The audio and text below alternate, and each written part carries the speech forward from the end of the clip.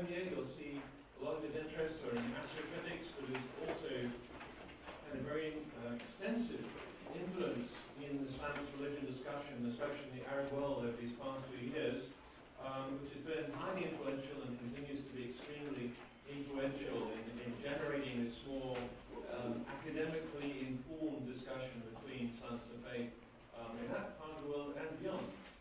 And I want to just mention, especially his book, Islam's Quantum Question, which is on the books. I noticed we have a big pile of them on the bookstall, so I want to recommend this book. I think you originally wrote that in French, isn't that right? It was actually originally written in English, then it was translated and published in French before the English version was published. So yes, anyway. Arabic?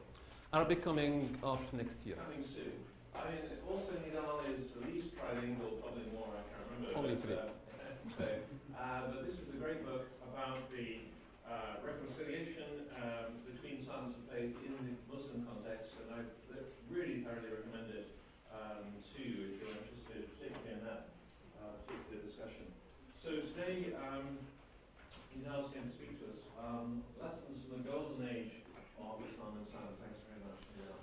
Thank you so much, Dennis. It's a pleasure to be here. I think this is my third participation in the Faraday summer courses, so I don't quite qualify for the prize yet, but working on it.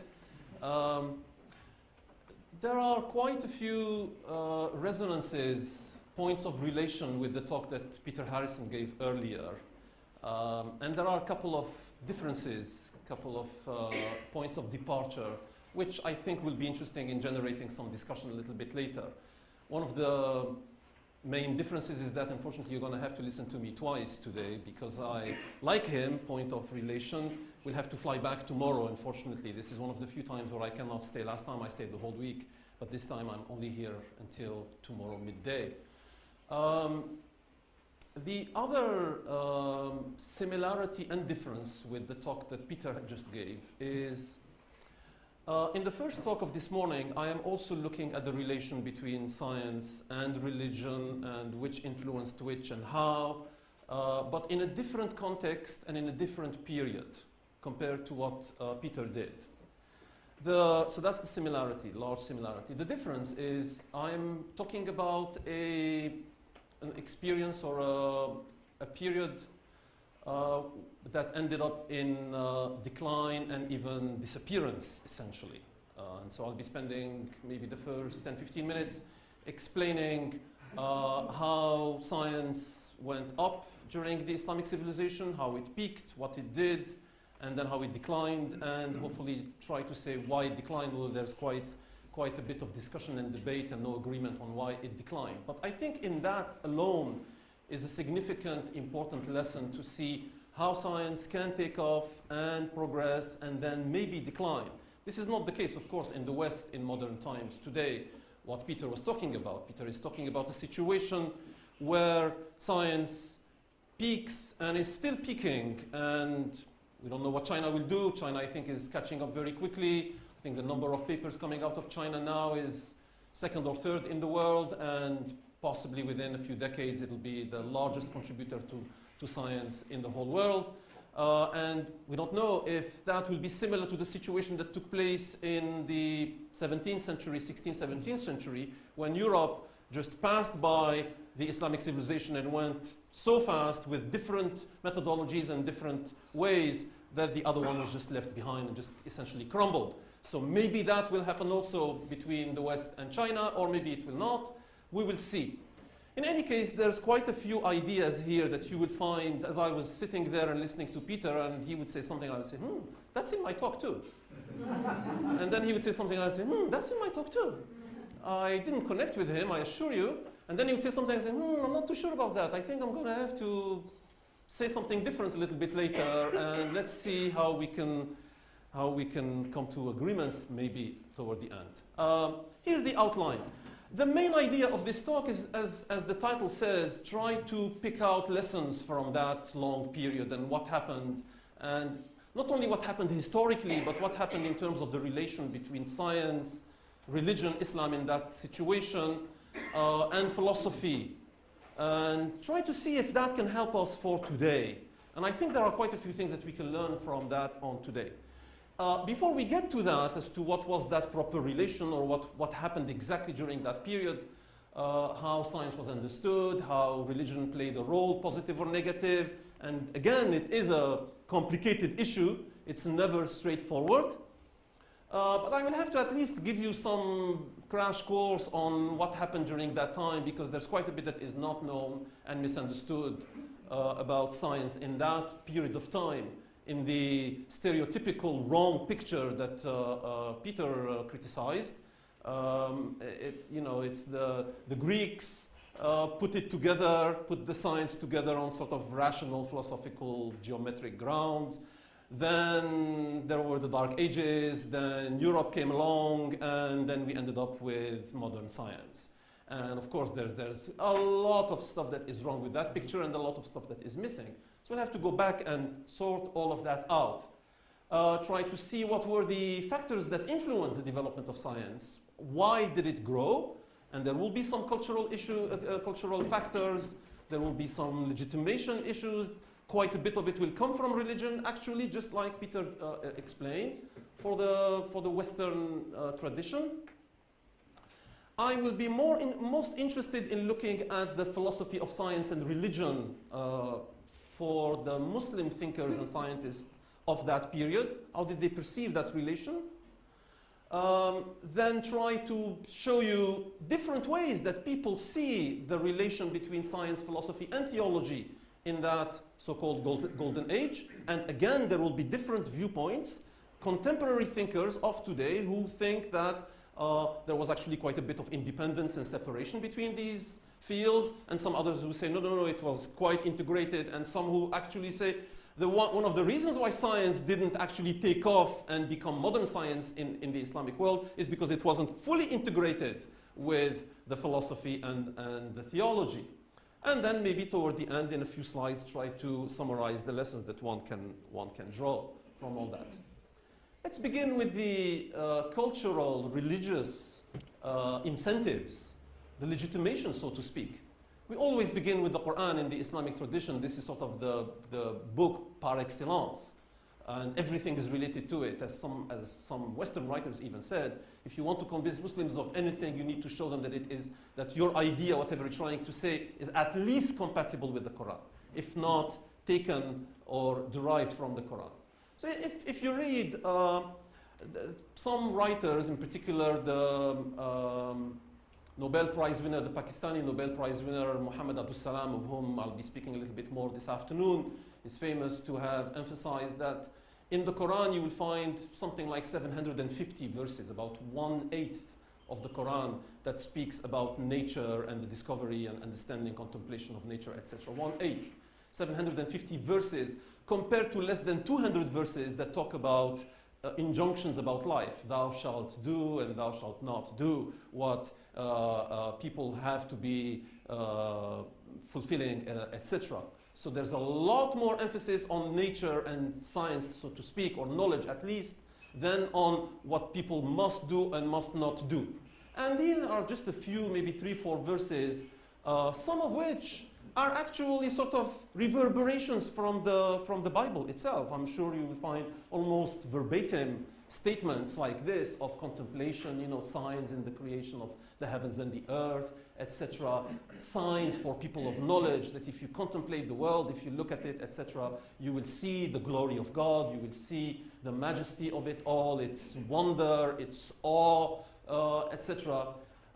Then there is the idea of order, there is idea of an exact measure, that there are some specific ways by which the world was built and how everything functions out there, whether on earth or in the skies. And then there is the injunction to go and discover, not just to contemplate and, oh, look how wonderful it all is, but just go and learn it and understand it. Say, contemplate what is in the heavens and the earth, and then say, travel in the land and see how God, originated creation, etc. And there are, as I said, dozens, if not hundreds, of statements of this sort. If you look now into the second category of reference, of religious reference in Islam, the prophetic statements, the hadiths, and then the statements of the followers of Muhammad, the writers, the thinkers, the jurists, etc., you will find also similar statements of encouragement and sometimes ordering of you have to go and do this, do what, do the search, do the discovery. I will be saying in a moment that there's an issue about the concept or word science. Just like in Turkish, as Dennis knows and other people who speak Turkish, the word for science and the word for knowledge in the Arabic and Islamic vocabulary and terminology is the same. And so it is often difficult to understand, are we talking about some kind of science, which is a systematic, rigorous methodology of discovery, etc., or are we talking about a larger scheme of knowing? But in any case, so you'll find statements and how important is it for us today to really emphasize such statements as the ink of the scholar is more sacred than the blood of the martyr, when nowadays we hear quite a lot more of the contrary of this. An hour's contemplation or study of nature is better than a year's adoration or worship of God. I mean, think about it. An hour of contemplating the universe is more important than a whole year of adoration of God. And then seek knowledge even in China, meaning go find it wherever it is, everywhere. It doesn't matter where it was produced or by which people, whether they are from the same tradition or not. God put out there a cure. This is a statement from the Prophet himself. Put out there a cure for every disease he created, meaning that we must go and search and try to find it. It is our duty. So there's quite a bit of, Peter mentioned or used the word legitimation. It's even more than legitimation. It is encouragement, and sometimes it is injunction. Sometimes it is a must. In other statements that I haven't put on the slide here, it says, seeking knowledge is a duty incumbent upon every Muslim, male or female. Seeking knowledge. In any case, now, in the West, there was in the past 5 to 10 years a flurry of books that have come out trying to sort of rediscover this whole history. One book is called Lost History, which I don't think was a very great book, so I haven't put it on the slide here. But some others are actually fantastic. There's The House of Wisdom by Jim Al-Khalili, who is becoming very famous nowadays for his popularization of science, etc. There's this book by George Saliba, whom Owen knows very well, Islamic Science and the Making of the European Renaissance. Saliba takes his thesis a little bit farther and tries to argue that the science that was developed during that medieval period by the Muslims actually influenced and impacted the Renaissance of Europe in some ways that are, as you can see from the diagrams on the cover, directly related to astronomy. I won't go in there at all. This is a very, if you want, a very short, nice, simple summary of the history of science in Islam in the Islamic period. You can read this by Ihsan Masoud, Science and Islam and History. Then there are some others in French, some more elaborate ones. The one I really like the best is actually this one. It has the same title as Al-Khalili's book, The House of Wisdom by Jonathan Lyons. Fantastic book. And then there are a couple of books by John Freely. Light from the East is actually pretty interesting. It is really historiographic. This goes sort of, period by period, scientist by scientist, and what they produced, etc. There isn't a meta-narrative. Aladdin's Lamp, which came out before, is actually even more ambitious because it goes back to the Greeks and tries to draw a whole trajectory of science from the early Greeks all the way to Europe. But in any case, so there's a huge interest in this. But then there are still some misconceptions, and there are still some books that still repeat the same stereotypes, that essentially nothing happens or almost little happened between the Greek period and the Renaissance or the European scientific revolution. This is one of them, so I want to erase this so you don't go and consult it. That's the bad example. Now, the development of Islamic science. I'll have something to say in a minute about whether it should be called Islamic science, whether it should be called Arab science, Arabic science, etc. I usually tend to say science in the Islamic period, or for short, I say Islamic science. Not that there is anything Islamic about that science, and we can speak of a Hindu science or etc. But it's just a short phrase to say science during that time or as enveloped by the Islamic civilization. Both Islam and Arabic, the language, played a central role in shaping the appropriation and transmission of science in the culture. This is important. Both the religion and the language played central roles. Religious issues require substantial intellectual effort. I'll have a slide or two more to speak on this to show that not only were there some verses and some general statements encouraging people, but there was an actual definite need. There were certain topics that required that the scientists go and develop science, sometimes invent whole fields from scratch in order to solve a purely religious problem. So clearly there was a direct influence from religion to the development of science there. The translation of scientific works on a massive scale, this went on for about 150 years, the big translation movement. First translating from the Indians. People tend to think that, oh, the Muslims took their science from the Greeks. Well, they did, but first and foremost, when they started at the beginning, the first few decades, it was all taken from the Indians and translated from the Indians to Baghdad, the capital of the Abbasid Empire, and then they started to get the Greek, Nestorian, etc. Through a large financial support of the Islamic rulers and patrons. There's another idea here that I will be emphasizing later and saying this, in a way, was good and bad. It was good that the rulers and the patrons sponsored and supported all this scientific endeavor, but in the end it turned out to be the seeds of its disintegration. Because one of the ideas that I want to put forward, in somewhat departure from what Peter was saying earlier, is that I think the main idea, the main difference between the two histories is that in this history there wasn't enough institutionalization. And that's, I think, the key issue. It wasn't the culture, it wasn't the financial part almost, it was certainly the institutionalization. And when you are too dependent on the rulers and the patrons, then that cannot perdure and that cannot develop strongly enough. Abdul Hamid Sabra is one of the specialists of the history of science in Islam, and he has written that the result of these early and unprecedented translation efforts over a period of roughly 150 years was that the Arabic language came to acquire a scientific legacy never before equaled in richness and variety. For the first time, we have a language that unites and permits the development of science in a huge area of land, stretching from Morocco to essentially almost China.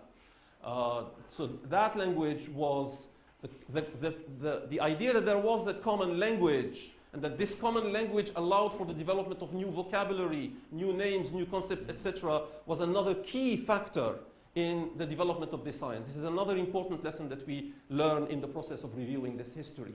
Examples of Arabic scientific vocabulary we use today, I mean, I could have filled pages and pages with this. Just in astronomy, there are, I think, about 200, a little more than 200 stars today that have Arabic names. And it goes on and on and on, from alchemy, alcohol, algebra, algorithm, azimuth, zenith, nadir, and then these star names, Deneb, Altair, Vega, and you name it. And it goes on and on and on like this. Now, Islamic, Arabic science, this is almost an academic point, but just to make this issue, because I want to draw a lesson from it also. It's not whether I should be using Arabic or Islamic or Arab or whatever the adjective should be, but because there is an interesting lesson to be learned from this. Contributors were from several different ethnicities and varied religious persuasions, including Jews, Christians, Sabians, and many others. And here again, I could be citing many, many names from each of these religious and ethnic traditions or backgrounds. And they all contributed, and sometimes when we Arabs read the names and read the history, we don't know what religious persuasion they were. And in fact, I remember just maybe this was 2 years ago or something, and one of my friends was on TV talking about some astronomy topic, and he mentioned Maimonides. But Maimonides in Arabic is Ibn Maymun. And so he was mentioning some of the Muslim astronomers, and he said, including Ibn Maymun. And so later I called him and I said, when was Ibn Maymun Muslim? When was Maimonides Muslim? So people don't know, because these names are, just sort of Arabic sounding names, and people didn't make a difference as to who wrote what, and there it went. Here's a quote from Saliba himself, saying, the Tusi couple, Owen and other people who are conversant in astronomy know about this, largely a matter of history today, but at the time of Copernicus and pre-Copernicus, this was a central theorem of astronomy. The Tusi couple, as it is known, was written in Arabic by a name who spoke Persian at home, was working within and yet reforming classical Greek astronomy. His theorem was then translated into Byzantine Greek around the 14th century and used later by Copernicus and others in Latin texts of Renaissance Europe. Just to show the intercultural, inter-language background that occurred during that period.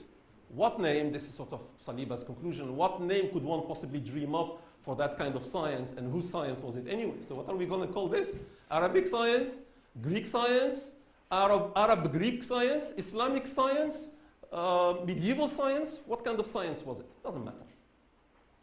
Now, I said that there were certain issues in the Islamic religion that invited and called for some development of fields of science. Here are some of them. Prayer times, the direction of Mecca. So for example, we are here, and Mecca is here, so one would have to be praying in this direction. I'm originally from Algeria, so if I go to Algeria, I pray in this direction. I live in the Emirates, which is here, so I have to pray in this direction. And so people would have to know from every position, from every place where they live, in which direction to turn. And how do you know this? Believe it or not, most people today, because they have GPS-enabled phones, etc., really don't care and don't know. But the real reason is because people have lost any sense of directions outside. If I take people outside and I say, where is north? They have no idea. Of course, if I say, where is east? Then they start looking for the sun a little bit. And then they don't, of course, know that we are in the summer, so the sun is not really rising in the east exactly, and things like this. But in those times, this was important. Prayer times, there are, as you all know, 5 times of regular prayer for Muslims, and they are all related to a specific position of the sun in the sky during the day or at night. So this is important, because sometimes it is at night, and you don't see the sun at night. So how are you going to know that it is now time for the night prayer? Or it is now time for the dawn prayer where the sun hasn't come up yet. The sun doesn't come up, doesn't rise until roughly about an hour and a half after dawn, when Muslims are supposed to pray. So you can see that there are at least 2 prayers out of 5 where the sun is not even in the sky. And then there's the easy one is the one that is at sunset. The second easy one is when it is at the zenith, or right above. It's not exactly above, because it's almost never exactly above us, but at its highest point in its apparent trajectory in the sky. And then there is one that is in between the afternoon prayer time. And so all of this, as you can see, is completely astronomical. This is completely geodesic. This is spherical trigonometry in the end. In fact, spherical trigonometry was one of the fields that was developed or almost invented by the Muslims. And there are many others. Tomorrow or after tomorrow is Ramadan. Don't ask me why I can't tell you if it's tomorrow or after tomorrow. Actually, ask me later, and I'll explain to you, but I don't have time to explain now why today I cannot tell you whether, I could tell you according to my own rules, but I don't rule over anything, so I don't decide for people. But why the Muslims cannot decide today whether Ramadan will be tomorrow or after tomorrow. And that has to do with this crescent. The early crescent, the first time the moon starts to become visible to the naked eye or to telescopes. There's all kinds of disagreements as to are telescopes and instruments acceptable or not. Can we just do it by calculation? I have all the, not on this, on my laptop over there, I have all the software, etc. I could do the calculation, show you 15 years from now when Ramadan is supposed to be, but there are all kinds of other religious and social issues related to this. But at least the astronomy part of it is non-trivial. Let me put it this way, non-trivial. And if you want to ask me later, ask me why is it still not a completely solved problem? Crescent-based months and calendars. Then there are other issues that have to do with mathematics, alms and inheritance. Al-Khwarizmi, from whom we get the word algorithm, from the name Al-Khwarizmi, one of the greatest mathematicians of the Islamic period, early 9th century, the one who gave us algebra, both the word and the field. Algebra comes from the title of his book, Al-Jabr wal-Muqabala. So algebra is al-Jabr. Al-Jabr meaning how to compensate or how to balance out equations. And he was the first one to write a book and to explain, here's a new method. It's not arithmetics, it's not geometry, it is algebra, a new type of mathematics where we set up equations. He didn't have equations as we write them in symbols today, but he wrote them in words. And here's how we solve by taking this term, putting it here, divide by this, multiply, put a minus sign, etc. And then you get, x equal, what we would call today x equals the final solution. Guess what? In the first few pages, he explains why we need this. And why do we need this? He says, well, for example, the rules of inheritance. The rules of inheritance in Islam are some of the most complicated you will ever see anywhere. Okay? Don't even ask me on those, seriously. It's not like the other one, ask me later. This one, don't even ask me.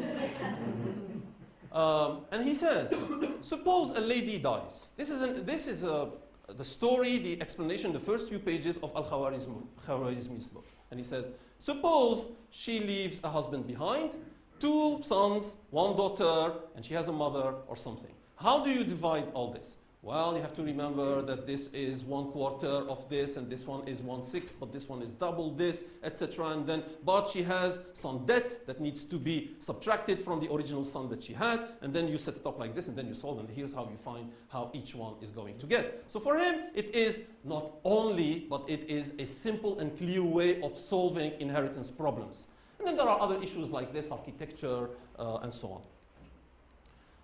Institutions of science. I really believe this is sort of, if I run out of time in this lecture, I really believe that the crux of the matter is in the institutions. It is in the institutionalization. There was some institutionalization, a little bit, not of the science itself, but of the learning, of the knowledge transmission in the Islamic period. But it was never systematized. And that was the undoing of the whole tradition. The madrasas, first of all, the schools. Now, madrasas have a very bad connotation because they are linked to fundamentalism, etc., etc. But originally, madrasa in Arabic simply means school. That's all it means. Now, technically speaking, when you use the word madrasa like this in Latin characters, it means religious school. And nowadays, it means fundamentalist religious school in Afghanistan or northern Pakistan or something. Okay? But originally it just meant school, and then it became religious school. But the problem was in these madrasas, which were not fundamentalist originally, etc., was that they were almost entirely focused on religious learning. And so science played little part in there.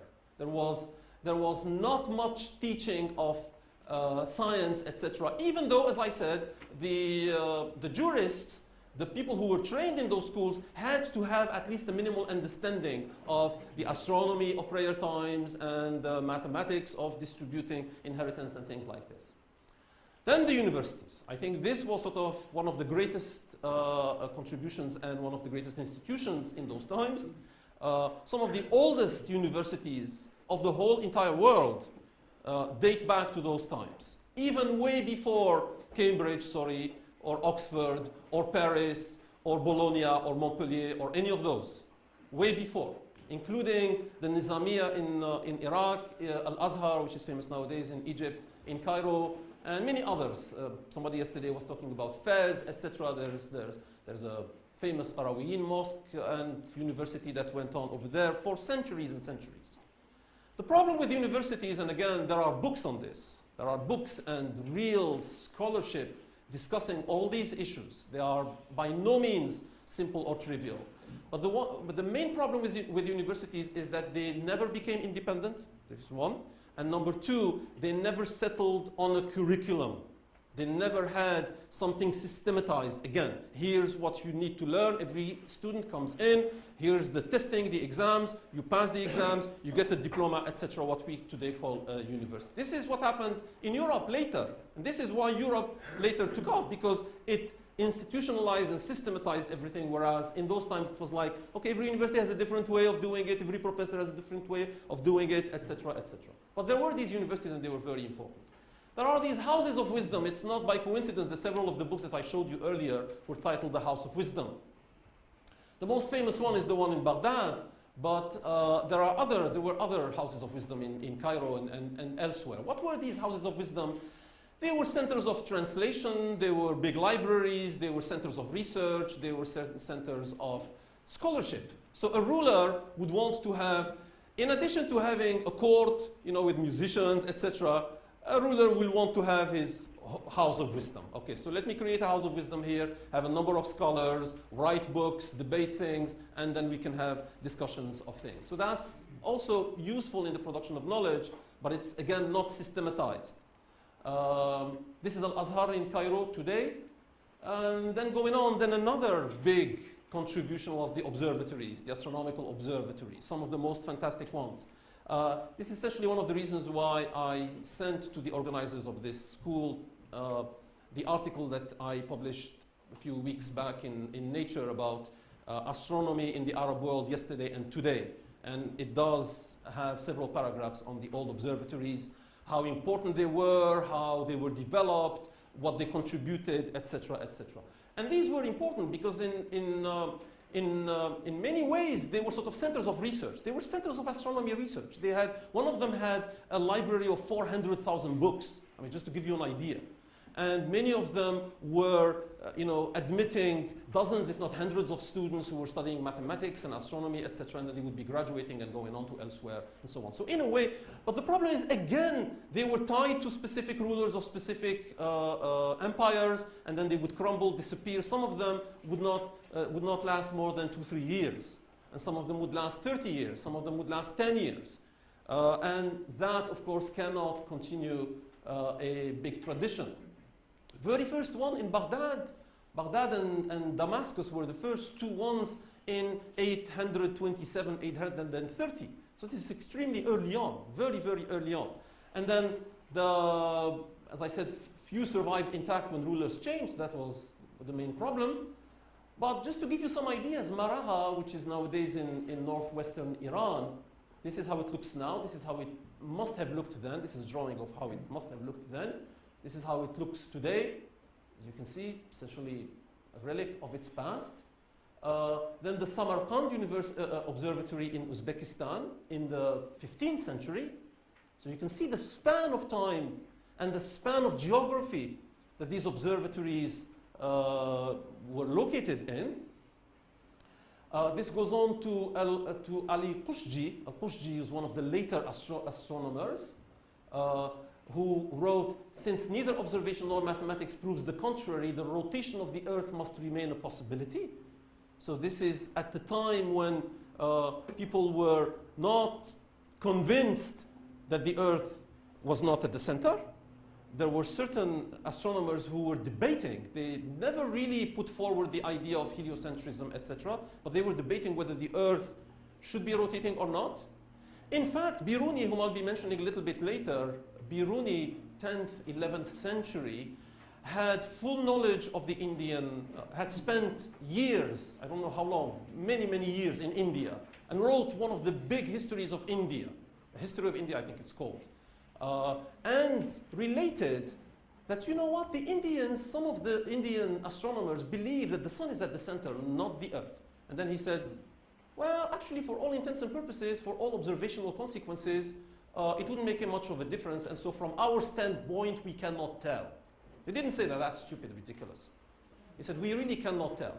And then he said, let's see, but if the Earth were to rotate, to revolve, around the sun, this is Al-Biruni's writing in the 11th century. If the Earth is revolving around the sun, considering the large distances, which were not known, as we know today, to be 150 million kilometers, but they were known to be very, very large from the Greeks. Eratosthenes, etc., others had computed some of the distances to the sun and to the moon, etc. So they knew that we were talking about millions of miles. And he said, if then it takes us a year to revolve, then we would be going at extremely fast speeds. And then he said, but if we travel at such large speeds, then the air, then there would be producing all kinds of winds against us, and we do not see that. And he says, so as far as I can tell, I think the Earth is not moving around the sun. But he did not dismiss it, and he looked at it from a completely scientific point of view. And then Istanbul, the Istanbul Observatory, which was created or erected in 1577 and destroyed in 1580. There's also a very interesting and very unfortunate story as to why it was destroyed. And there are lessons to be learned in that, but that's also mentioned somewhat briefly in that article I referred to, which is in all the packages that you got. So if you want to read about any of this, this is sort of a drawing or a painting of the Istanbul Observatory with people using all kinds of instruments, and there are books on the shelves and so on. I think I'm going to have to speed up a little bit because I'm falling a little bit behind on time. So I use this quote because one of the writers, I forget who exactly now, referred to the Islamic thinkers and scientists as curators of the Museum of Greek Science. Very derogatory. And I just thought, okay, in one slide, let me just explain why that is far from the truth. They created algebra, they revolutionized optics. I will have a few things to say about Ibn al-Haytham, al-Hazan, as he is known in the West, about optics, theory and applications, sophisticated astronomical instruments and observatories, developed trigonometry, synthesizing the Greek chord with the Indian sign, extended number theory to include irrational ones, solved higher than quadratic equations. Al-Khayyam, if you know Omar al-Khayyam, very famous poet, with his quatrains, the Rubaiyat al-Khayyam, very famous poet and very renowned mathematician, solved third and fourth degree equations geometrically. Further developed the ideas of the impetus theory, etc., and so on. Now, then there was a decline. We know, not only was there a decline, as I said, it sort of ran to the ground. It stopped, it stalled, it disappeared. All of this tradition. First of all, when did this happen? There's a huge discussion among the scholars, among the historians, as to by when can we say that the Islamic science declined and is no longer significant? Well, many put it at around the 12th century, but as I showed, I mean, there were observatories in the 15th, 16th century. Guessoum was writing about whether the Earth is rotating around itself in the 16th century. So, at least in some fields, it didn't stop in the 12th century. Let's say at least in some fields. The two notable fields are astronomy and medicine. Medicine, I think, went on to about the 18th century. Meaningful exchanges between European and Ottoman scientists continued up through the generation of Newton. This we know from the archives. So clearly it wasn't completely dead. And some fields of science remained vigorous into the 18th century. Okay, so this is about historical issues as to when, not why. Now, the causes, as I said, I mean, anybody who has a definitive answer on this will become very famous. But there is no agreement as to why it declined. These are my views. These are my views, and I'm not a historian, so this is an amateur speaking. Take it with a big grain of salt. Too dependent on rulers and patrons.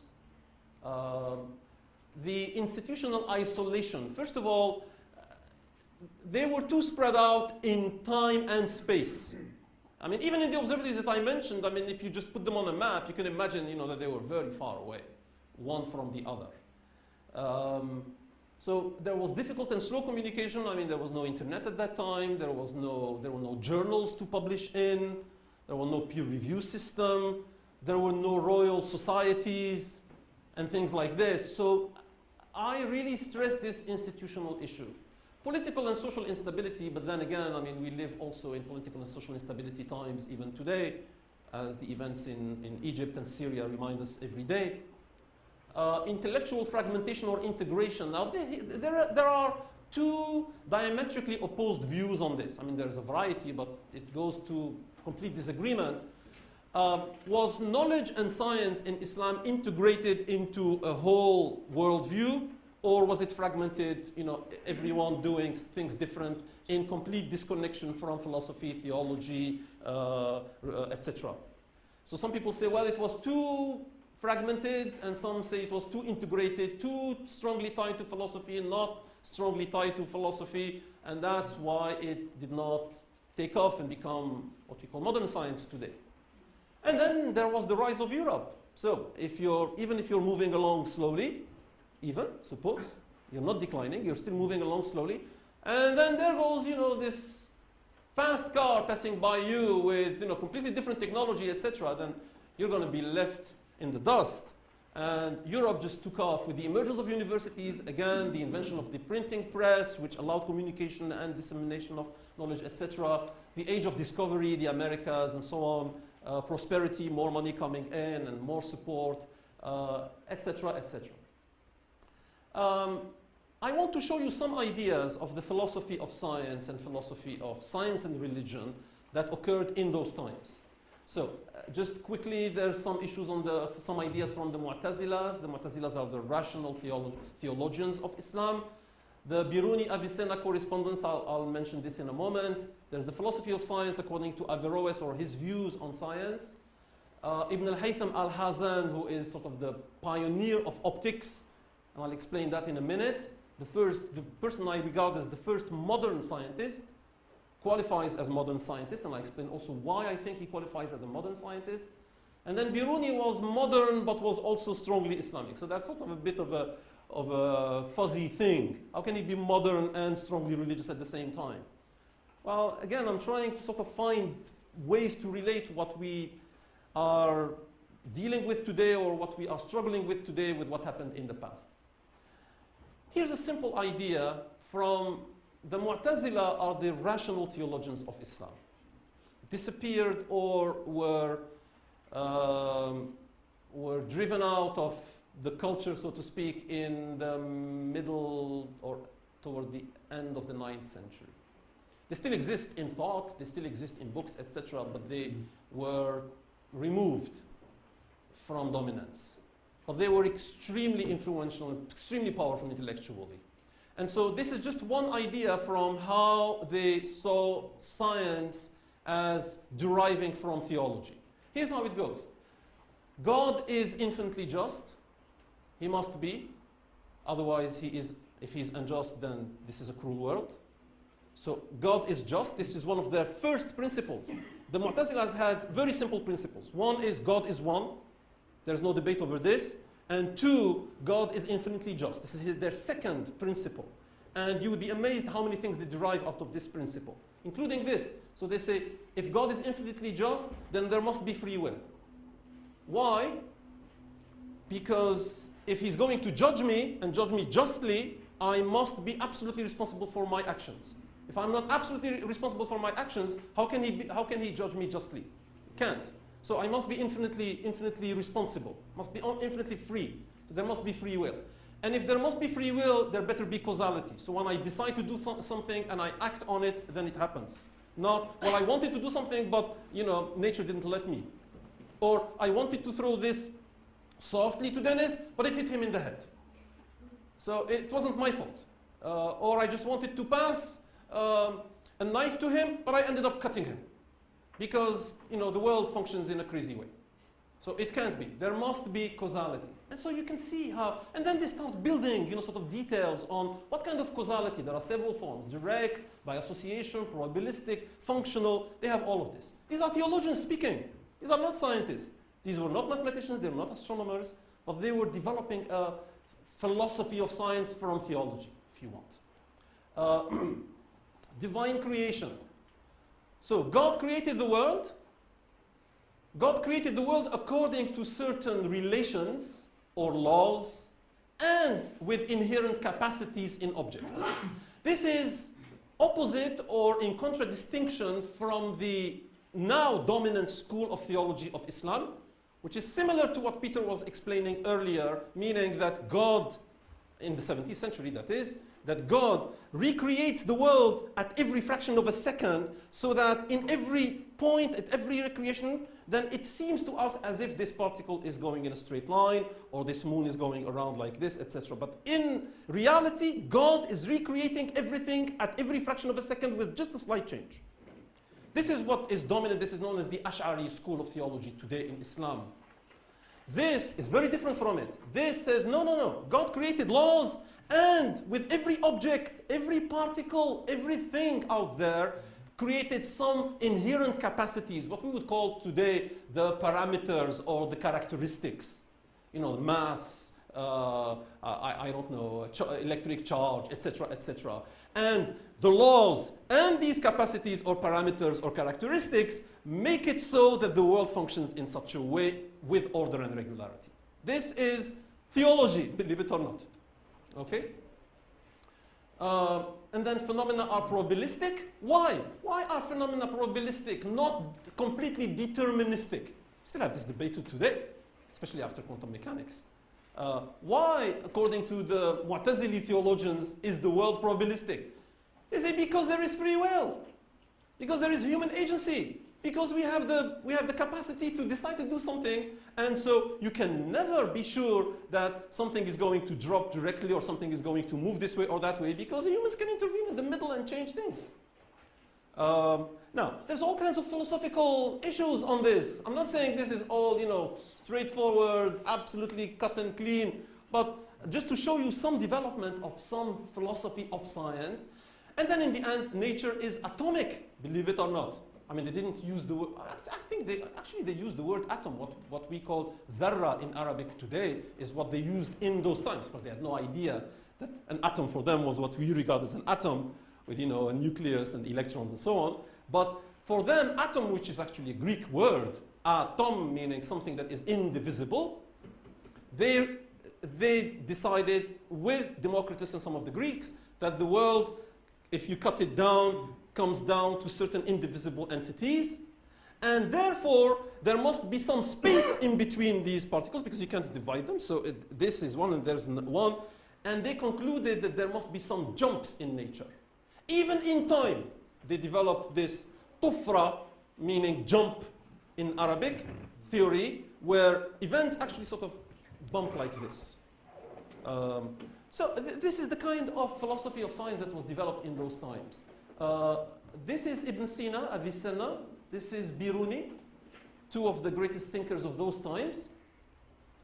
Nasr, there was a correspondence between them. I don't have the full time to explain to you the whole story, but essentially, Biruni writes to Avicenna, oh, great master, great philosopher, etc., even though he was slightly younger than him, but he was more famous. So, oh, great master, I have a certain number of questions of having read your books that I don't quite understand. What he meant is, I disagree with you. And so he asked him like 18 questions, and Avicenna looks at him, very interesting, good questions. So he answers, and Biruni writes back and says, well, you've convinced me on about half of them, but there's still half of them that are not quite. And he starts asking him questions like, why is there no such thing as vacuum? Why does Aristotle believe that everything up there must be going in circles? Why? I don't see why.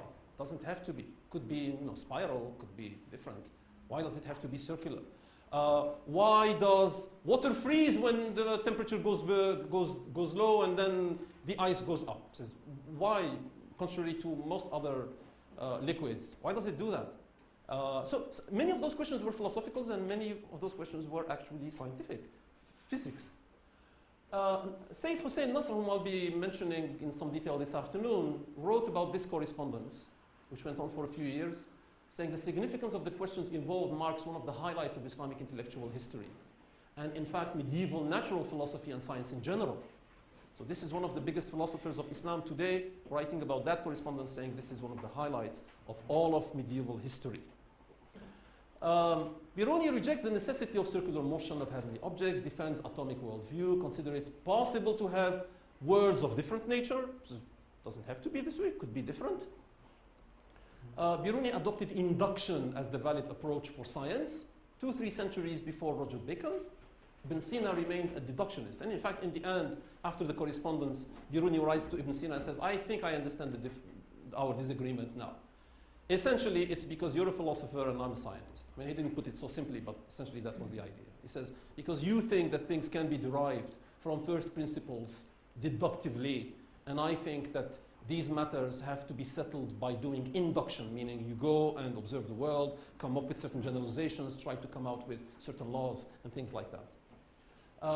Let me jump over this. I've given you enough of a flavor of the kind of philosophy of science. You can see again with Averroes. Averroes on the other side of the Muslim world in Spain, in Muslim Spain, in Andalusia, in the 12th century, talking about causality, determinism, etc., etc. Whether there are miracles or not, does that violate science and philosophy and theology, etc., etc. Here's Ibn al-Haytham. Well, I don't have time to really read the whole quote from Jim al-Khalili, who said this in his BBC TV series in January 2009. Essentially, he was saying, well, we all believe that Isaac Newton was the greatest scientist of all time, and this is the one we go back to, and when we look to the past, we look to Newton as the epitome. And then he says, but actually, another great physicist who is worthy of ranking up alongside Newton, Al-Hasan ibn al-Haytham, or Al-Hazan, who he says, I think this is a bit of an exaggeration, is regarded as the father of the modern scientific method. These are not my words, these are Jim al-Khalili's words. That Ibn al-Haytham should be considered as the father of the modern scientific method. It's a bit of an exaggeration, but it's not completely off the mark. Why is that?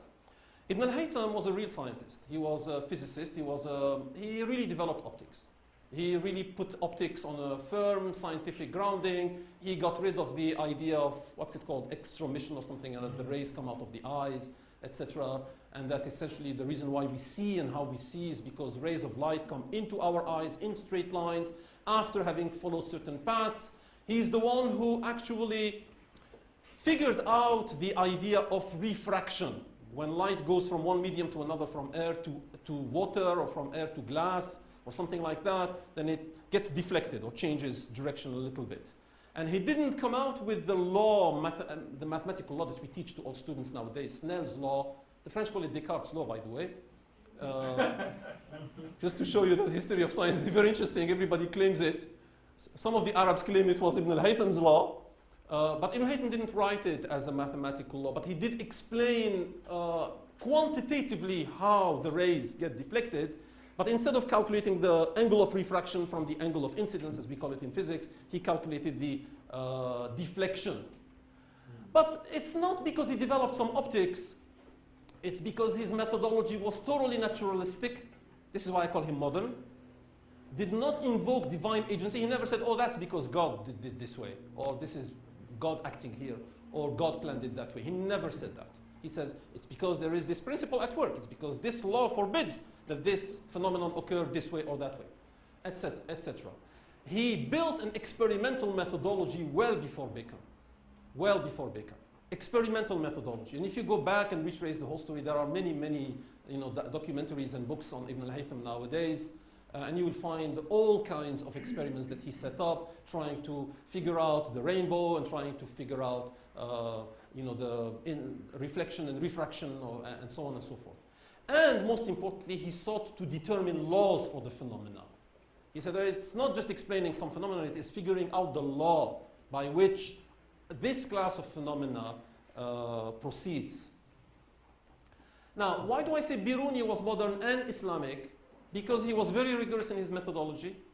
Because like Ibn al-Haytham, he relied on induction, on observations and experiment. But he was also strongly devout, even though he showed a huge spirit of tolerance. As I said, he was the one to write a huge encyclopedic book on India and never dismissed any of their beliefs as, this is ridiculous or anything like that. Was very respectful of everybody. But he was very devout. I think I have a quote from him here or something. He explicitly stated that the motive behind, this is the legitimation that Peter mentioned, explicitly stated that the motive behind his research in the scientific fields is Allah's verses, some of which I started with the talk earlier, such as those who reflect on the creation of the heavens and the earth and say, our Lord, thou hast not created this in vain, glory be to thee. And he says, this, when I read this, it tells me that I need to go and do the science in order to glorify God, essentially. Glorify God. So he is modern, but he is Islamic. He is devout, he is rational, and he is devout. So this is a very interesting model and example for us today, as I try to sort of glean ideas from the past, lessons for today. This is Al-Battani. Al-Battani, Al-Battegnius, as he is known in the West. Al-Battegnius, just to show his significance, was quoted 23 times by Copernicus in his revolutionary book. So this is an important scientist. This is an important scientist who lived 700 years before Copernicus, and Copernicus is citing him 23 times in his book. Okay, just to show you how important he was. What does Al-Battani says? He says, by focusing attention, observation, and extensive thought on astronomical phenomena. Notice, attention, observation, and extensive thought on astronomical phenomena, one is able to prove the unicity of God and to recognize the Creator's might, wisdom, and delicate design. So it's not just glory, it is just figuring out the design.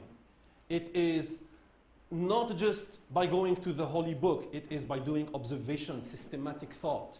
And that's how you trace the design and glory of God from your astronomical research, essentially what Al-Battani is saying.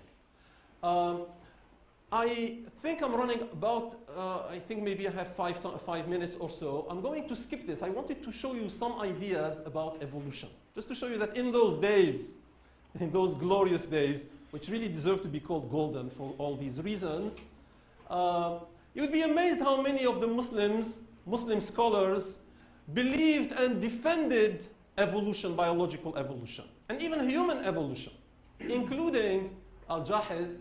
I mean, I have to show you this. This is Al-Jahiz writing in the 8th, 9th century. This is what? Almost 1,000 years before Darwin. Yes? Animals engage in a struggle for existence and for resources to avoid being eaten and to breed. Environmental factors influence organisms to develop new characteristics to ensure survival, thus transforming into new species. Animals that survive to breed can pass on their successful characteristics to their offspring. This is Lamarckism. It's not exactly Darwinism. It is Lamarckism because he thinks that, sort of environment makes you develop, makes the species develop new characteristics. But then you pass on these characteristics, and it's, it's struggle for survival, etc., etc. 1,000 years before Lamarck and before Darwin. I'll skip this. This is a long, fantastic poem by Rumi. Everybody here is familiar with Rumi, I'm sure, the great mystic poet, where he explains that essentially man appeared from inanimate matter, and then in the whole poem he tells you the history of man, from inanimate matter all the way through plants, through animals, etc., and then in the end, this is a man moved from one natural state to another until he became wise, knowledgeable, etc., etc. Then there is this fantastic quote by Ibn Khaldun, who is largely regarded as one of the earliest sociologists of civilization, 14th century North Africa, who essentially writes that we came out of apes. Just explains it. Nothing to be shocked about, nothing to be surprised about. So what are the sentences? Animal kingdom. The animal kingdom is vast and diverse in its species, such that it reached in gradual formation the human being who distinguishes himself by mind and vision. To it, the animal kingdom has risen from apes. To it, meaning to the human, has risen from the apes, which possess conscience and feeling, but not vision and thought. So they don't have, our wisdom, etc. Anyway, so and then of course I don't want to tell you that it was all straightforward and all fantastic, etc. There were other more conservative thinkers who attacked science and attacked, what they considered the foreign sciences, as they were derogatively referred to by those conservative thinkers. So you find quotes like this, and as I say, this debate goes on to some extent today. Let me then jump now and try to conclude and get to here with some of the conclusions. We'll have time to come back to some of these issues that I haven't had time to address maybe later. Lessons from the golden age of Islam and science. Some of these ideas I've already mentioned, but just to underline them and to repeat them in conclusion. What do we learn from all this? There was too much reliance on the Islamic rulers and patrons. There was a 150-year effort of translation and digestion of other cultures' knowledge. There's nothing wrong with, as I said, even from the earliest quotes, it's like seek knowledge even in China. So this is important. There's no such thing as foreign sciences. even though this phrase goes back 1,000 years and was used by some of the conservative religious scholars. There's no such thing. There were contributions by Arabs, non-Arabs, Muslims, and non-Muslims alike in that huge civilization. The importance of institutions, I think this is the crucial matter. And when I say institutions, I don't just mean, types of centers. You have universities, you have observatories, hospitals. I didn't have time, and I really don't know much about medicine, so I can't speak with any authority on hospitals. But that was another huge institution developed in the whole Islamic tradition. How doctors functioned, how patients were admitted, even psychiatric treatments, musicology was developed, etc., etc. But the most important idea about these institutions is they needed to be systematized, and they were not, for the most part.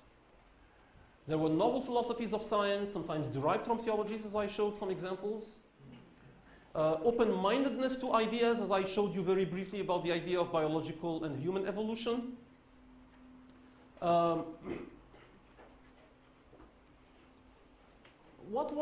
This is the part that I didn't have time to explain or to show.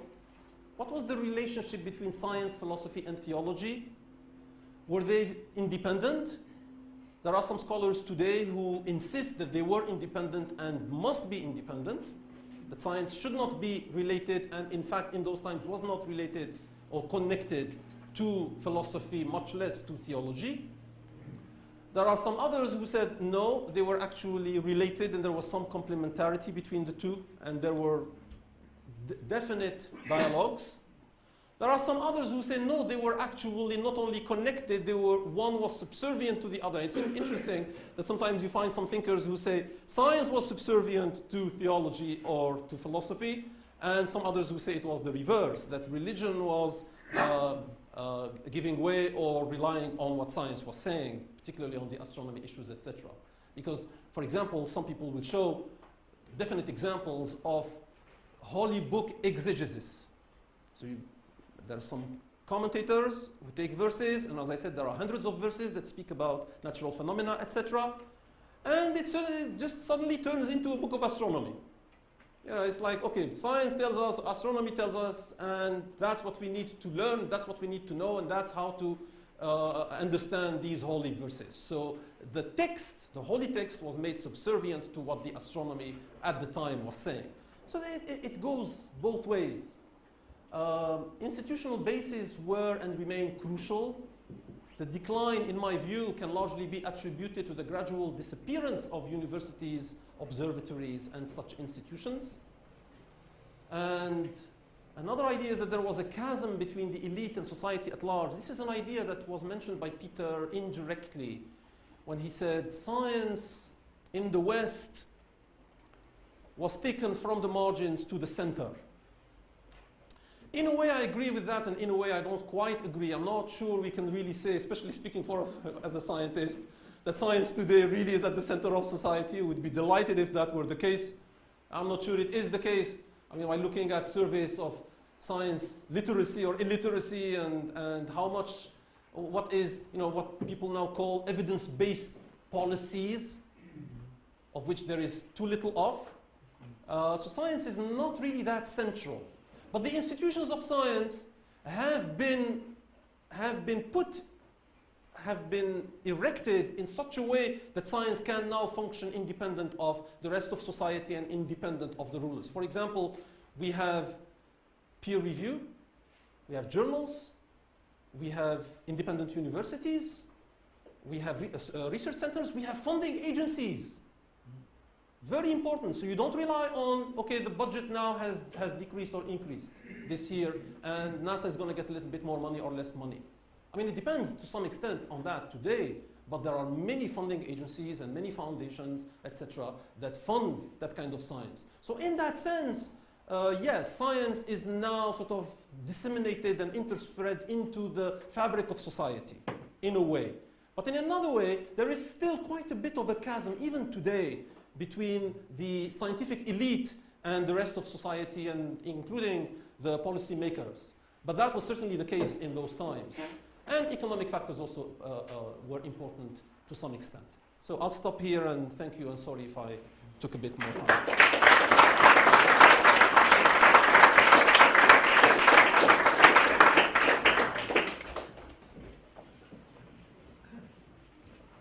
Good, excellent. Thank you, Nidhal, for that great talk. I'm sure that stimulated plenty of questions. We have the mic coming around. I think so. Who would like to have the questions right here? Yes, there's a. Oh, the mic is just being battery powered.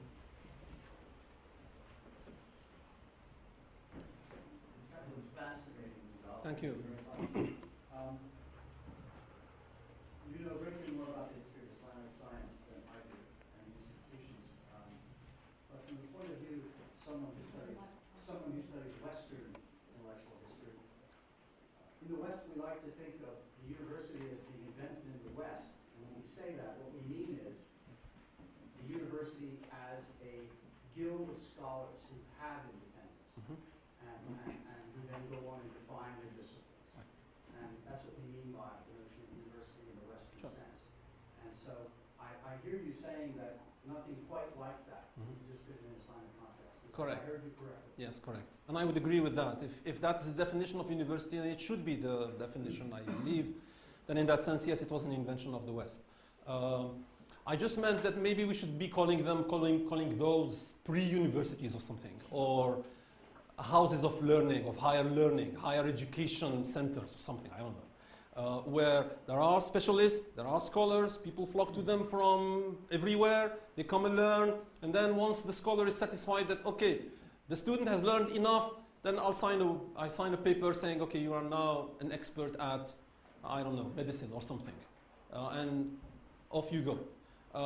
So there were houses of concentrated learning and transmission of knowledge of higher education, but as I indicated, there was, to my knowledge, no unified curriculum, there was no unified testing mechanism, there was no equivalency between what you got here and what you got there. In fact, this scholar now dies, there's another scholar, you get another version of astronomy or something. So in that sense, yes, those universities could not be called universities in the present sense. Please, question here. When you're giving a question, if you like to hold the mic quite close to your pops in there, right up there, that's helps. This is a question about the perception of Jews and Christians in the Quran. There are various, sometimes inconsistent portrayals of Jews and Christians in the Quran. How does your understanding of statistics now influence your view of Christians and Jews from the point of view of the variability and differences within those communities? What do you mean by statistics? Well, statistics as a discipline was not understood at the time of the Quran, as I understand it. So? Well, if you look at the statements about Jews and Christians in the Quran, there's no reference to the statistical variation. In other words, there's a generalization about Jews and Christians. But if you ask a Jew or a Christian today, what is a Jew or a Christian? There's a wide spectrum of different views and different behaviors among Christians and Jews.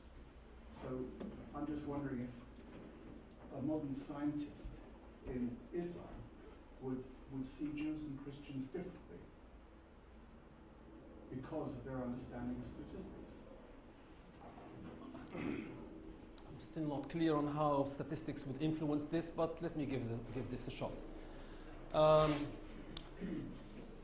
You are correct in pointing out that there's a spectrum of depictions of Christians in the Quran and Jews. And peoples of other beliefs, actually, it says. The Christians and the Jews are referred to as the people of the book, people of the Bible. But there are others also that are mentioned, including the Sabians, etc., and the Zoroastrians, and so on. And in the fact that the Christians and the Jews are referred to as the people of the book is actually a sign of not only respect, but a sign of adherence. Because It is a matter of creed in Islam to believe that Jesus was a prophet of God, received revelation, that his mother Mary was a virgin and that she gave birth to him in a miraculous manner, etc., etc., and that Moses was a prophet of God, and that the Israelites received revelation from God. All of this is a matter of creed for Muslims. Now, because not all Christians behave equally, as you said, and not all Jews behave equally, and because the Quran was revealed over a period of 23 years, then you can imagine that sometimes, some statements would be referring to a certain event where the Muslims were not too happy with what the Christians or the Jews said or did, and in some other ways, in some other instances, the statements were extremely flattering and extremely respectful. So, in fact, in one of the more often cited verses of the Quran, it says, "And do not argue with the people of the book except in the most respectful of manners." So this is just instructing Muslims that, hey, always remember that these people are people of the book. They are recipients of a big revelation. They have prophets of God, and you are all in the same line of tradition as they, which started from Adam. So any reader of the Quran will realize that this is a book that spans many years, talks about history going back to thousands of years, and talks about the future and how Muslims need to behave, etc. I don't think any intelligent Muslim will not pick and choose from the Quran. Only the fundamentalists or people with an ideology, only the ideologues will focus on this statement and say, look what it says here. Say, oh, wait a minute, what about this? What about that? And can't you put all this into historical context and understand all of this? So I don't have a problem with that. Yeah, no, right in the back there. Yeah. And then go to the person in front of you.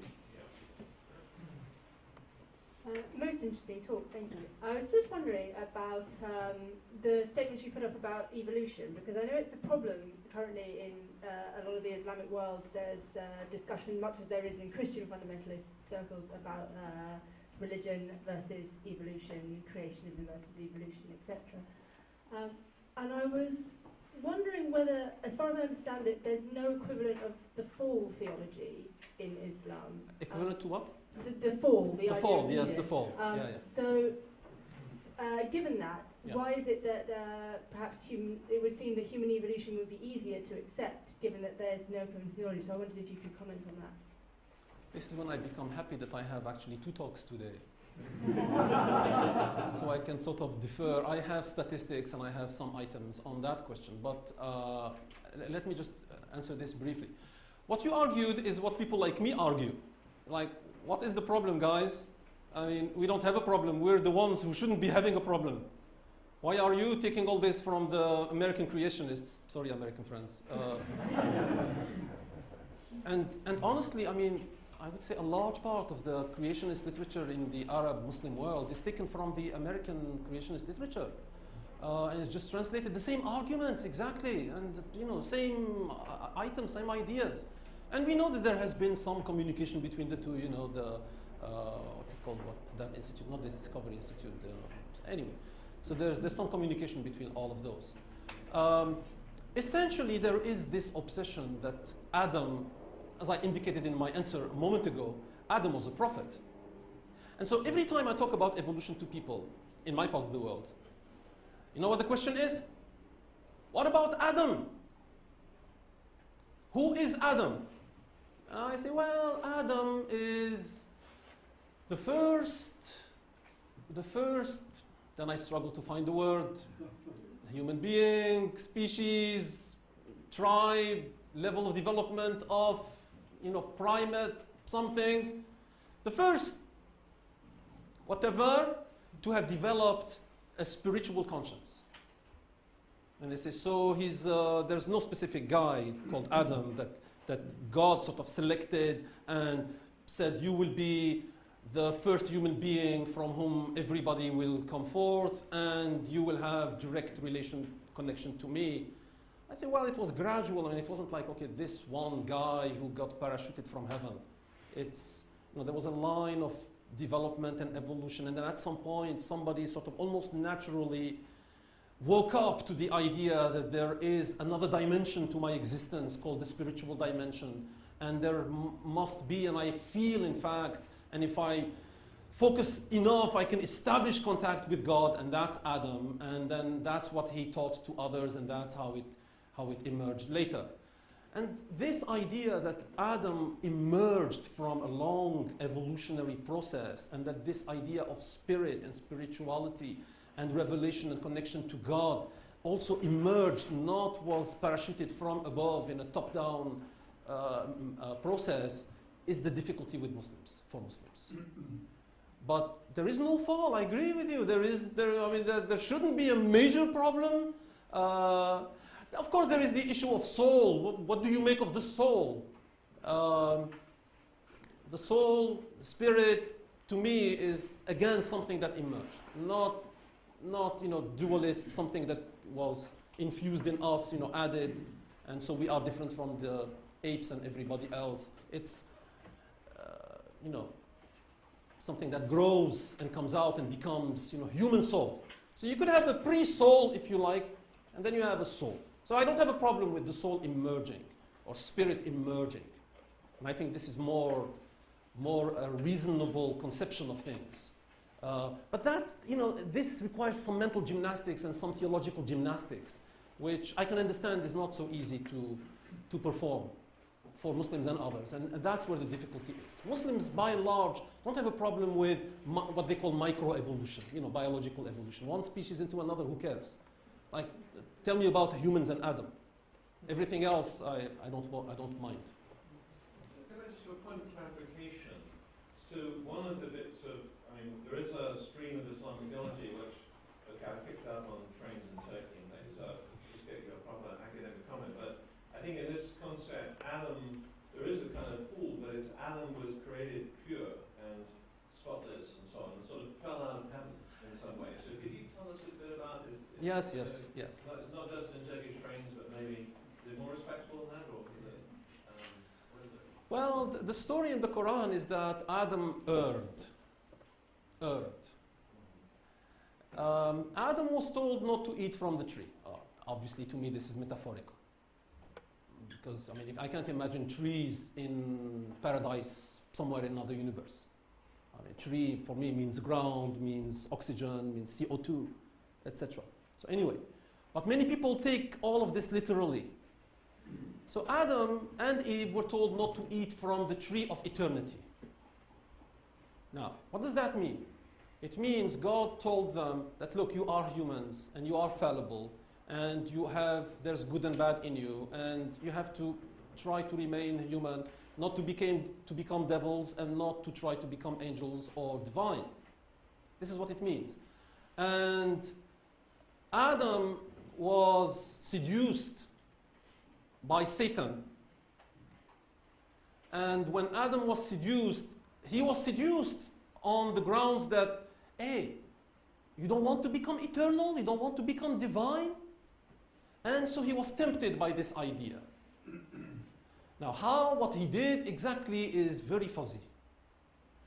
And so, when he erred, God said, okay, I am now kicking you out of the garden. Now, there's a huge discussion and argumentation in the Islamic literature as to what kind of garden was that. Is it a garden small g, a garden big G? And I think for most rational Muslims, it's a garden with a small g, because how could it be a garden with a big G again? Can't imagine some floating garden somewhere. And so, it depends on whether you're reading this literally or metaphorically. So there's a fall in the sense that there is some error. Adam and Eve, by the way, both together, and this is very explicit in the Quran, that both of them made the decision to try to become divine or eternal, and both were punished by being thrown out of the garden and told, okay, go now and sort of take care of yourself since you really think you are big guys. Go and take care of yourselves. Out of the garden now, where everything was provided for you. Now you go and have to fight your instincts and fight the elements and fight everything, and there you go. So this is as simply as I can summarize it. There's something right in front of Nidhal, actually, who's next in line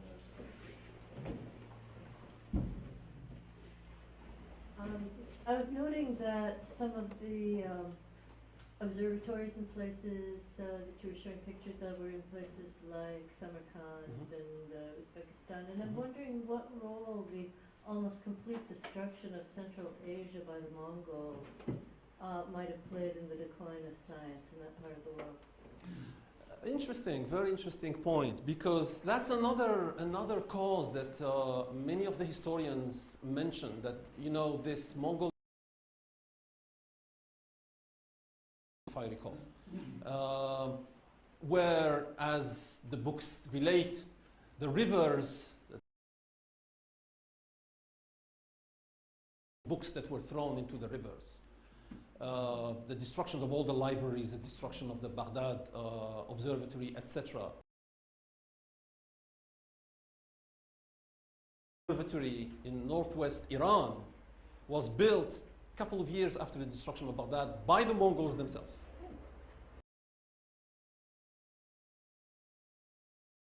Even of Samarkand and Istanbul were built even 2-3 centuries after that. So clearly, total, I mean, people were slaughtered, there's no doubt, thousands and thousands. You read the books and it was like, you know, blood running on the road.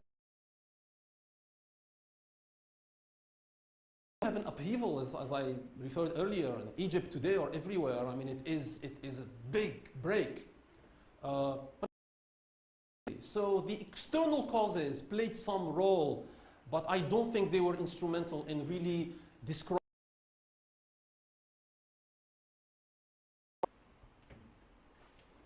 Please, yes.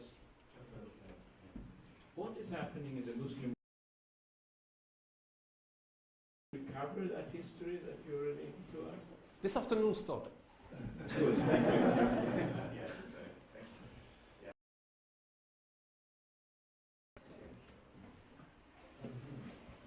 So my question is based on whether or not Mutazilites were actually another school in Islam, like say the Hanafi, and if so, what are the conditions which led to their seemingly radical from all the other schools views on science and the nature of knowledge? If you could speak a bit to that. Okay, this is the question about the Mu'tazilites, the rational theologian school that I mentioned earlier. And the question is, how different is it from the other schools, the Hanafite I think you mentioned. First of all, we need to distinguish between schools of theology from schools of jurisprudence. The Hanafite that you mentioned, including some of the others that still prevail today and are largely used by millions and hundreds of millions of Muslims, are schools of jurisprudence. You know, what to do tomorrow if I'm traveling and Ramadan starts, and should I be eating, and what time should I pray, and things like this. All of these are issues of jurisprudence which, depending on which school you follow, then you act like this or like that. But those, the Mu'tazilites, the Ash'aris that I mentioned, etc., are schools of theology. Schools of theology meaning, what is our understanding of God, His attributes, His actions, His relation to us and to the world. That's as simply as I can, with all due respect to all the experts in the room, how I could simplify or define theology. Now, the Mu'tazilite school of theology is simply referred to as the rationalist school of theology of Islam. The one that places a lot of emphasis on how, from reason, we can conclude certain knowledge about God, about His action, about His relation to us, about the nature of revelation, about the nature of the Quran, etc., etc. And so, among them were these principles that I delineated earlier, that God is one, God is infinitely just, that we are judged according to our actions for which we are absolutely free, and that has consequences about what happens and how things go in the world. That developed early on, because early on, before the Muslim culture, became more conservative. At first, there was this huge opening to the world. And people were reading, Greek, Indian, Babylonian, Egyptian, etc., literatures. And they were picking up ideas and they were sort of formulating. At first, of course, Islam was simple.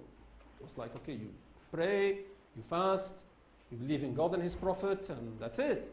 And then there's some marriage rules and things like this, but that's pretty much it. There was no big intellectual, the word theology did not come into the Islamic discourse until about at least a century after. But as you start picking out ideas, then you start to formulate and say, yeah. So how does God relate to us? Does God intervene anytime He wants? Are there miracles? Are there laws? Is there order in nature?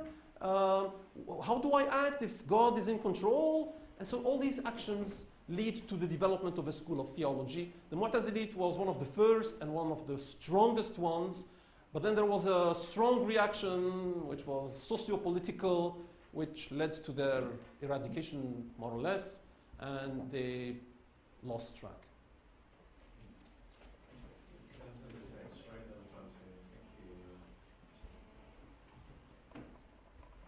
You may have partially answered my question, but you mentioned in your presentation just very briefly about the reaction against science by some of the more conservative Muslim scholars. And I just wondered whether the demise of the scientific endeavour was precipitated by more conservative reactions, or perhaps those came more strongly after it had started to diminish, and what the relationship is between the two. Yeah.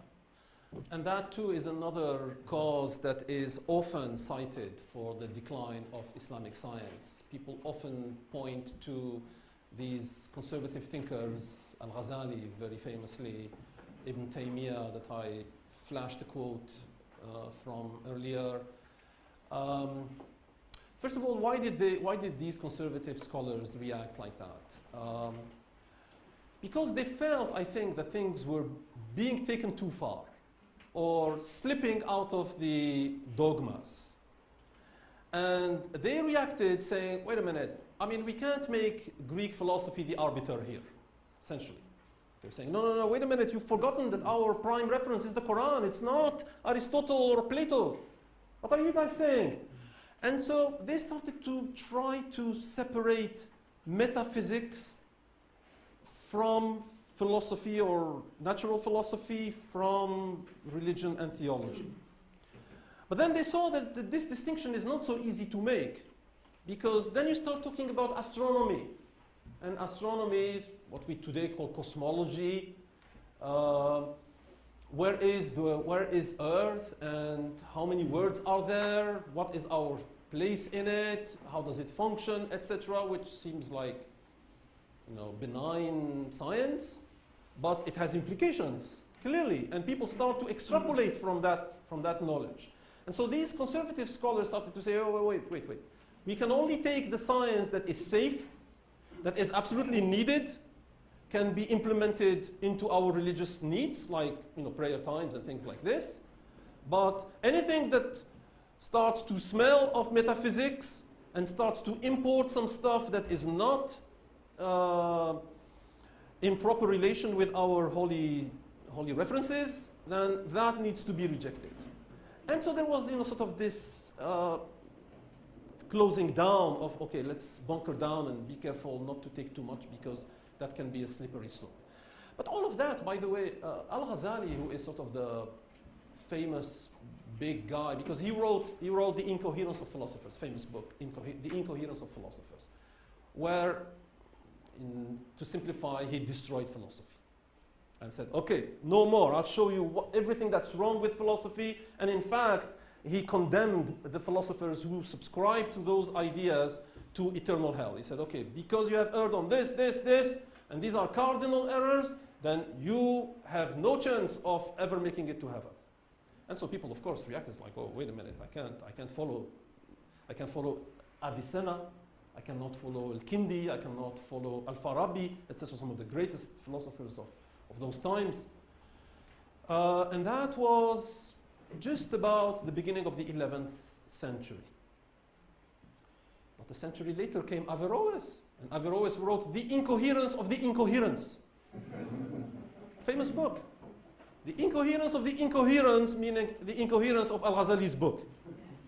To re-establish, I mean, Averroes is the great commentator of Aristotle, very, very famous thinker and philosopher, and said, okay, Aristotle was right on so many points, and Al-Ghazali doesn't know what he's talking about, and so now we go back to philosophy, and in Andalus, philosophy came back to its prime. And then, of course, it influenced, the Latin Averroism, as it is known in Europe, and so on and so forth. So even those conservative, what I'm trying to conclude with is the conservative thinkers hit Islamic philosophy with a big blow, but they didn't destroy it completely since it came back later. And great. Well, I think our time for questions is finished for the moment, but as Nidhal said, we have a second set, if that's the right word, this afternoon, and then a third set, three sets. Third set tonight, a panel discussion. So this box right now is completely empty. Waiting to be filled up. So what I suggest you do is, before you go off your lunch and start forgetting everything that happened this morning, it would be helpful to... Sorry? Oh, it'll be on that table, right. Okay, so stay on that table. So why not just jot a question down before you go to lunch, before you forget everything is wiped out by the afternoon session, because also, of course, you'll want to be asking more questions. So let's thank Nidhal for a great talk.